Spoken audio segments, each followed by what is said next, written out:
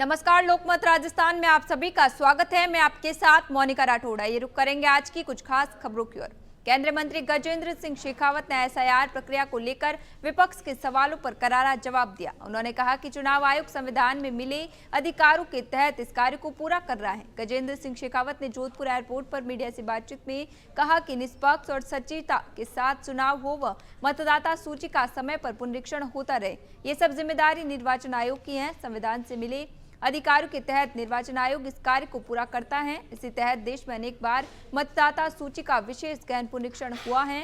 कांग्रेस पर निशाना साधते हुए केंद्रीय मंत्री ने कहा, इस पार्टी और इसके मुखिया महाराष्ट्र चुनाव के बाद खुद आरोप लगा रहे थे कि मतदाता सूची में नामों में गड़बड़ी है। वे कभी हाइड्रोजन बम तो कभी एटम बम के नाम पर तमाम दावे करते हैं।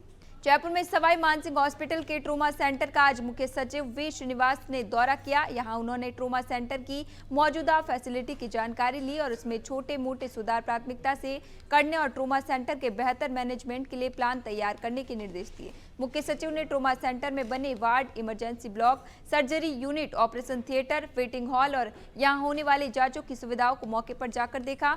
सीएस ने अधिकारियों को मरीज हित में यहां की व्यवस्थाओं में और सुधार लाने के निर्देश दिए। मुख्य सचिव ने अधिकारियों से ट्रॉमा सेंटर में मौजूदा चुनौतियों और उनमें कैसे सुधार किए जा सकते हैं, उसका प्लान तैयार करके देने के भी निर्देश दिए। शिक्षा मंत्री मदन दिलावर ने कहा है कि राजस्थान के सभी स्कूलों में सप्ताह में एक दिन बिना यूनिफॉर्म स्थानीय कपड़े पहनकर बच्चे टीचर्स स्कूल जा सकेंगे। इसके आदेश जारी कर दिए गए हैं। मंत्री मदन दिलावर एक निजी स्कूल के कार्यक्रम में अजमेर पहुंचे। एसआईआर पर मंत्री मदन दिलावर ने कहा, एसआईआर मतदाता सूची का विशेष गहन पुनरीक्षण है। ये होना चाहिए ताकि कोई गलत मतदाता न रहे, एक मतदाता के कई नाम न हो, मृत लोगों के नाम कट जाए और यह होना जरूरी है। दिलावर बोले, कांग्रेस क्यों हल्ला कर रही है? मुझे लगता है कि इन्होंने शायद कुछ बांग्लादेशी, पाकिस्तानी और चोर उचक्कों के नाम लिखवा रहे हैं। इन्हें डर लग रहा है कि वह नाम कट सकते हैं और इसीलिए उन्हें घबराहट है। बांसवाड़ा डूंगरपुर से बीएपी सांसद राजकुमार रोत ने डूंगरपुर में पत्रकार वार्ता की। उन्होंने एसआईआर प्रक्रिया पर चुनाव आयोग को घेरते हुए सांसद राजकुमार रोत ने कोविड से बड़ी महामारी बताया है। रोत ने कहा कि एसआईआर की योजना अधिकारियों ने एसी ऑफिस में बैठकर बनाई है। गांव की भौगोलिक स्थितियां अलग हैं। ग्रामीण क्षेत्र में घर दूर होते हैं। हर घर तक पहुंचने के लिए आधा घंटा तक खर्च होता है। ऐसे में बीएलओ 50 घरों तक एक दिन में ऐसे पहुंच पाएगा। रोत ने कहा कि कोविड में स्कूलें बंद होने से पढ़ाई प्रभावित हुई थी। स्कूल तो खुली हुई हैं, लेकिन एसआईआर में ड्यूटी होने के चलते शिक्षक स्कूलों में नहीं है। इससे बच्चे की पढ़ाई चौपट हो रही। करीब 15 महीने बीत जाने के बाद भी जालोर में गणपत सिंह हत्याकांड का खुलासा नहीं हो पाया। पीड़ित परिवार कलेक्ट्रेट कार्यालय के सामने लगातार छठे दिन भी अनशन पर बैठे हुए हैं। परिवार का कहना है कि अब उनका प्रशासन से भरोसा भी उठता जा रहा है। न्याय के इंतजार में 80 वर्षीय मां, 2 भाभियां और गणपत सिंह के बड़े भाई अभय सिंह भी भूख हड़ताल पर बैठे हैं। वही आज सुबह से विधायक रविंद्र सिंह भाटी भी घटना स्थल पर पहुंचे। उन्होंने कहा कि कानून व्यवस्था पूरी तरह फेल हो चुकी है। 15 महीने बाद भी परिवार न्याय के लिए भटक रहा है। ये गंभीर स्थिति है। विधायक ने पीड़ित परिवार को भरोसा दिलाया कि वे सरकार और प्रशासन स्तर पर बात करके जल्द कार्रवाई करवाने का प्रयास करेंगे।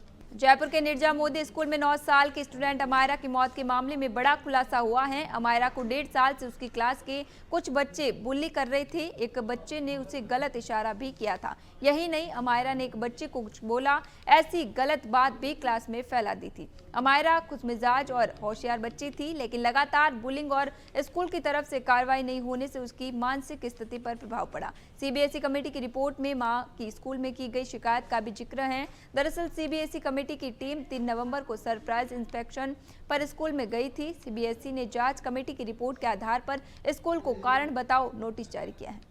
जयपुर शहर को सड़क हादसों से मुक्त बनाने और यातायात व्यवस्था को पटरी पर लाने के लिए जयपुर पुलिस कमिश्नरेट ने अब नई और सख्त रणनीति पर काम करना शुरू कर दिया है। यातायात पुलिस अब नियमों का बार बार उल्लंघन करने वाले वाहन ड्राइवरों पर न सिर्फ भारी जुर्माना लगाएगी, बल्कि ऐसे चालकों का ड्राइविंग लाइसेंस भी रद्द किया जाएगा और उन पर मुकदमे भी दर्ज होंगे। स्पेशल कमिश्नर राहुल प्रकाश ने साफ कर दिया है कि जयपुर की सड़कों पर अब मनमानी नहीं चलेगी। जयपुर ट्रैफिक पुलिस ने नियमों की अनदेखी करने वाले वाहन चालकों को सबक सिखाने की तैयारी कर ली है। जेब्रा लाइन का उल्लंघन करने वाले, सीट बेल्ट या हेलमेट नहीं लगाने वाले, ओवर स्पीडिंग करने वाले और शराब पीकर वाहन चलाने वाले चालकों पर शिकंजा कसने के लिए शहर में जगह जगह कैमरे लगा दिए गए हैं।